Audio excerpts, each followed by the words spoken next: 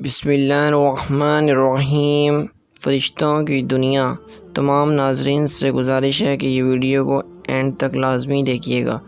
فرشتے اللہ تعالیٰ کی نورانی مخلوق ہیں جنہیں ان کی اصلی شکل و صورت میں دیکھنا انبیاء علیہ السلام کے علاوہ کسی اور کے لیے ممکن نہیں۔ یہی وجہ ہے کہ ہمارے ارد گرد لاتعداد فرشتے اپنے کاموں میں مصروف ہیں، مگر ہمیں وہ دکھائی نہیں دیتے۔ اگر وہ انسانی شکل اختیار کر کے ہمارے سامنے آئیں تو پھر انہیں دیکھنا ممکن ہے۔ انسان کی نسبت فرشتے عظیم مخلوق ہیں اور ان میں سے بھی چھوٹے ہیں اور بعض بڑے ہیں۔ فرشتوں میں سے بعض کے 200 پر ہیں اور بعض کے 600 پر ہیں۔ قرآن کریم میں ارشاد پاک ہے کہ اللہ تعالیٰ ہی کے لیے تمام تعریفیں ہیں جو آسمان اور زمین کا پیدا کرنے والا ہے، جو 2 3 4 پروں والے فرشتوں کا اپنا قاصد پیغمبر بنانے والا ہے۔ بعض روایات کے مطابق جبرائیل امین علیہ السلام کے 600 پر دیکھے گئے ہیں اور ہر پر نے آسمان کو گھیر رکھا تھا۔ ان کے پروں سے مختلف رنگ اور قیمتی موتی بکھر رہے تھے۔ فرشتوں کی قد و قامت۔ وہ فرشتے جنہوں نے عرش اٹھا رکھا ہے، ان کی قد و قامت کے بارے میں سیدنا انس رضی اللہ تعالیٰ عنہ سے مروی ہے کہ حضور نبی کریم صلی اللہ علیہ وآلہ وسلم نے ارشاد فرمایا کہ عرش کو اٹھانے والے فرشتوں میں سے ایک فرشتے کے بارے میں مجھے یہ بتانے کی اجازت دی گئی ہے جس کے پاؤں سب سے نچلی 7ویں زمین پر ہیں اور اس کے کندھوں پر عرش ہے۔ اس کے دونوں کانوں اور کندھوں کے درمیان اتنی دوری ہے کہ اس کے طے کرنے کے پرندے کو 700 سال کی پرواز چاہیے۔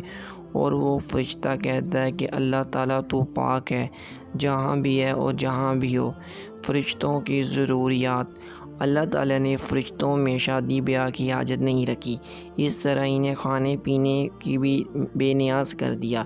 اس کی وضاحت قرآن مجید میں مذکورہ سیدنا ابراہیم علیہ السلام کے اس واقعے سے ہوتی ہے کہ جس میں ابراہیم علیہ السلام کے پاس فرشتے آئے تو آپ علیہ السلام ان کے لیے فوراً گوشت لے کر آئے، مگر انہوں نے اسے تناول نہیں کیا۔ اللہ تعالیٰ نے فرشتوں کو بیماری، سستی، کاہلی، دکھ، تکلیف، تھکاوٹ اور اکتاہٹ وغیرہ سے محفوظ کر رکھا ہے۔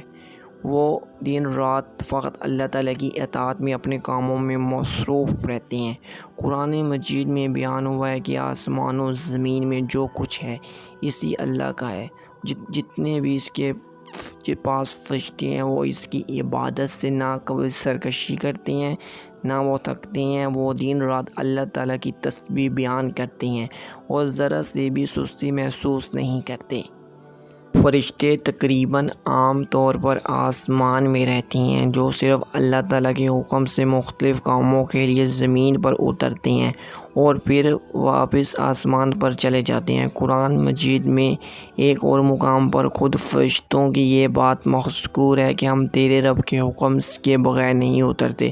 فرشتوں کی تعداد کتنی ہے اس کے بارے میں کوئی تفصیل نہیں ملتی، کیونکہ اللہ تعالیٰ کا فرمان ہے کہ تیرے رب کے لشکروں کو اس کے سوا کوئی نہیں جانتا۔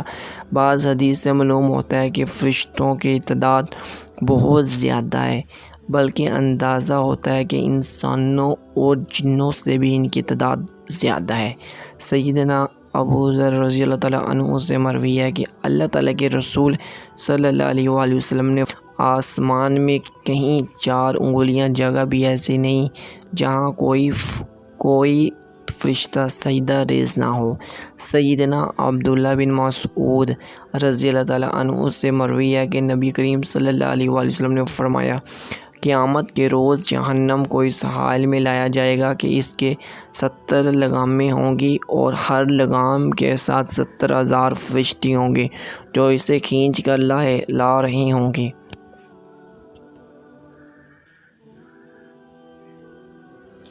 فرشتوں کی ایک اہم خاصیت یہ بھی ہے کہ وہ اللہ تعالیٰ کے حکم سے اپنی شکل و صورت کے علاوہ کوئی بھی صورت اختیار کر سکتی ہیں۔ یہ صورت کسی ایسے انسان کی بھی ہو سکتی ہے جسے دیکھنے والے پہچان لیں۔ انسان کے علاوہ کسی اور جاندار کی صورت اختیار کرنے کی فرشتوں کو طاقت نہیں۔ اس کے بارے میں قرآن و سنت میں کوئی صراحت یا ذکر نہیں ملتا، البتہ ان کی انسانی شکل اختیار کرنے کے واقعات ضرور ملتے ہیں، جن سے یہ اندازہ ہوتا ہے کہ فرشتے اللہ تعالیٰ کے حکم سے دیگر شکلیں بھی اختیار کر سکتے ہیں۔ سیدنا ابراہیم علیہ السلام کے پاس فرشتے انسانی شکل میں آئے اور ابراہیم علیہ السلام فرشتوں کو پہچان نہ پائے۔ پھر فرشتوں کے بتانے پر آپ علیہ السلام کو معلوم ہوا کہ یہ انسان نہیں ہیں بلکہ فرشتے ہیں۔ سیدنا مریم علیہ السلام کے پاس جبرائیل امین علیہ السلام انسانی شکل میں تشریف لائے اور جبرائیل امین علیہ السلام کے سوائے 2 مرتبہ کے ہر مرتبہ نبی کریم صلی اللہ علیہ وسلم کے پاس انسانی شکل میں تشریف لائے۔ فرشتوں کی طاقت۔ اللہ تعالیٰ نے فرشتوں کو انسانی اور جنوں سے کئی گنا زیادہ قوت دی ہے۔